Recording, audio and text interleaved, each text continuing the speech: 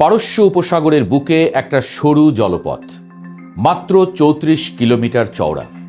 কিন্তু এই সরু গলির ভেতর দিয়েই প্রতিদিন পৃথিবীর মোট তেলের প্রায় ৫ ভাগের ১ ভাগ পরিবাহিত হয়।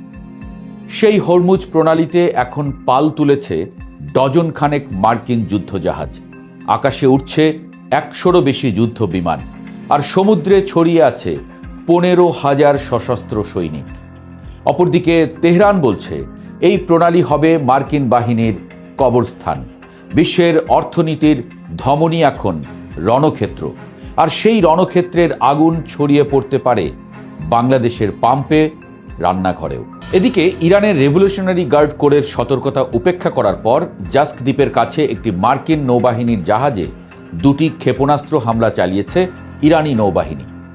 এর আগে মার্কিন প্রেসিডেন্ট ডোনাল্ড ট্রাম্প ঘোষণা করেন যুক্তরাষ্ট্র সোমবার প্রজেক্ট ফ্রিডম অভিযান শুরু করবে।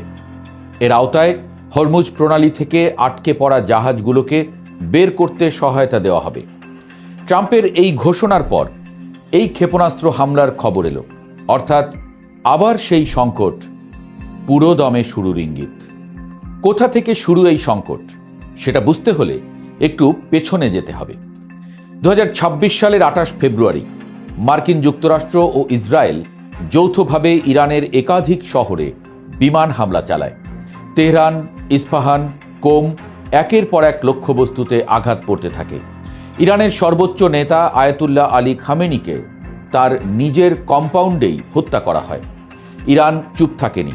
পাল্টা জবাবে ইরাক, কাতার, বাহরাইন, সৌদি আরব সহ মধ্যপ্রাচ্যের বিভিন্ন দেশে থাকা মার্কিন ঘাঁটিগুলোতে শত শত ড্রোন ও ব্যালিস্টিক ক্ষেপণাস্ত্র ছুঁড়ে দেয়। যুদ্ধটা সেদিন থেকেই আর কাগজে কলমে নেই, সরাসরি মাঠে। কিন্তু প্রশ্ন হলো, হরমুজে এই বিশাল মার্কিন সামরিক বহর কেন? যুদ্ধ শুরু হওয়ার পর ইরান তার সবচেয়ে শক্তিশালী অস্ত্রটি বের করেছে, হরমুজ প্রণালী। তেহরান এই জলপথ কার্যত বন্ধ করে দিয়েছে, ফলে বিশ্ববাজারে তেলের দাম হুহু করে বেড়েছে। $১০০ ছাড়িয়ে গেছে ব্যারেল প্রতি দাম। আমেরিকার ইউনিভার্সিটি অব হিউস্টনের বিশেষজ্ঞ এড হির্স সতর্ক করেছেন, হরমুজ দিয়ে আসা তেলের অর্ধেক সরবরাহ যদি বন্ধ থাকে তাহলে দাম উঠতে পারে ব্যারেল প্রতি $১৫০ পর্যন্ত। আর সেই আঘাত লাগবে পুরো বিশ্বে, ঢাকা থেকে দিল্লি, লন্ডন থেকে লস অ্যাঞ্জেলেস। ওয়াশিংটন এই পরিস্থিতি আর সহ্য করতে রাজি নয়। তাই মার্কিন সেন্ট্রাল কমান্ড সেন্টকম ইরানের বন্দর ও উপকূলীয় এলাকা ঘিরে নৌ অবরোধ শুরু করেছে। তেহরানকে অর্থনৈতিকভাবে পঙ্গু করে দেওয়াই এই কৌশলের মূল লক্ষ্য। এই অভিযানে ১২টির বেশি যুদ্ধজাহাজ সরাসরি অংশ নিচ্ছে। সঙ্গে রয়েছে ১০,০০০-এর বেশি অভিজ্ঞ সৈনিক, ১০০রও বেশি যুদ্ধ বিমান। নেতৃত্ব দিচ্ছে মার্কিন যুদ্ধজাহাজ আব্রাহাম লিঙ্কন। ইরান সংশ্লিষ্ট ২৩টিরও বেশি জাহাজকে মাঝপথ থেকে ফিরিয়ে দেওয়া হয়েছে। সমুদ্রপথে নিয়মিত তল্লাশি চলছে, সন্দেহভাজন জাহাজের গতিপথ পরিবর্তন করে দেওয়া হচ্ছে। ইরান কি ভয় পাচ্ছে? না, বরং উল্টো।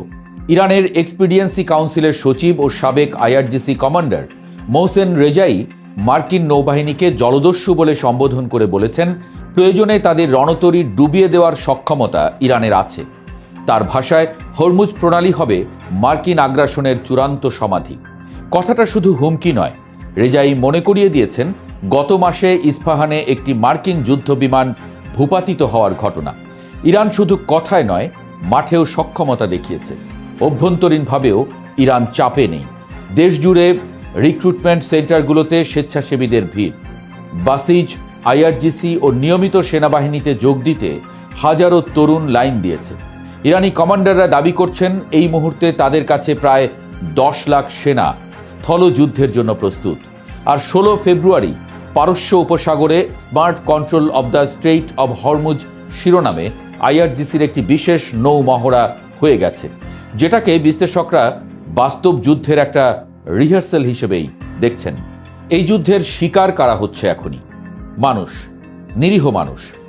জাতিসংঘের আন্তর্জাতিক নৌ পরিবহন সংস্থার প্রধান আর্সেনিও ডেমিঙ্গুয়েজ জানিয়েছেন, হরমুজ প্রণালীতে এই মুহূর্তে আটকা পড়েছেন প্রায় ২০,০০০ নাবিক। তাদের সঙ্গে আটকা ১৫,০০০-এর মতো প্রমোদ তরীর যাত্রী। সরাসরি বিপদে না থাকলেও যুদ্ধের আগুনের মাঝে সমুদ্রে আটকে থাকার মানসিক যন্ত্রণা অবর্ণনীয়। ইন্টারন্যাশনাল চেম্বার অব শিপিংয়ের হবু চেয়ারম্যান জন ডেনহোম বলেছেন, এই পরিস্থিতি চরম উদ্বেগজনক। তার কথায়, সমস্যার সমাধান সম্পূর্ণভাবে আমেরিকা ও ইরানের হাতে, বাকি পৃথিবী শুধু দর্শক।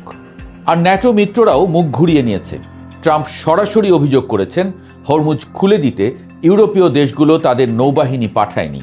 জার্মান চ্যান্সেলর ফ্রিডরিখ মের্জ বলেছেন, আলোচনায় গিয়ে ইরানিদের কাছে অপদস্থ হচ্ছে যুক্তরাষ্ট্র। ট্রাম্প রেগে জার্মানি থেকে 5,000 মার্কিন সেনা সরিয়ে নেওয়ার ঘোষণা দিয়েছেন। বন্ধুরা, বন্ধু নেই আর। সমাধানের কোনো রাস্তা আছে? আছে, সরু কিন্তু আছে। পাকিস্তান মধ্যস্থতাকারীর ভূমিকায় সক্রিয় হয়েছে। পাক সেনাপ্রধান আসিম মুনির ইরানের সংসদের স্পিকারের সঙ্গে বৈঠক করেছেন। তেহরান ইতোমধ্যে 14 দফার একটি শান্তি প্রস্তাব দিয়েছে। নৌ অবরোধ তুলে নেওয়া, জব্দকৃত সম্পদ ফেরত এবং যুদ্ধের ক্ষতিপূরণ প্রদানের দাবি জানানো হয়েছে। বিনিময়ে পরবর্তী 1 মাস পারমাণবিক কর্মসূচি নিয়ে আলোচনায় বসতে রাজি ইরান। ইসরায়েল ও লেবানন ইতোমধ্যে 10 দিনের একটি সংঘর্ষ বিরতিতে সম্মত হয়েছে। বিশ্লেষকরা মনে করছেন, এই যুদ্ধবিরতি একটি বড় সমঝোতার দরজা খুলে দিতে পারে। কিন্তু ট্রাম্প বলছেন, ইরান হরমুজ খুলে দিলেও অবরোধ তুলে নেওয়ার প্রশ্ন নেই। কূটনীতির ভাষায় এটাকে বলে গেম চেঞ্জার।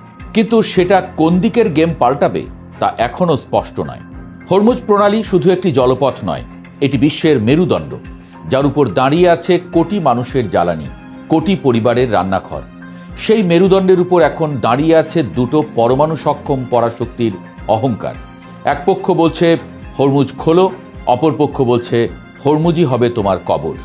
মাঝখানে 20,000 নাবিক সমুদ্রে ভাসছেন। মাঝখানে পৃথিবীর তেলের দাম আকাশ ছুঁয়ে যাচ্ছে। আর মাঝখানে 2 পরাশক্তি একটি পরীক্ষা দিচ্ছে, যুদ্ধ থেকে ফেরার পথ চেনে কিনা। উত্তরটা এখনো জানা নেই। আর ট্রাম্প যা শুরু করতে চাচ্ছেন তা যদি বাস্তব হয়, তাহলে পৃথিবীর কপালে আসলে শনিই আছে।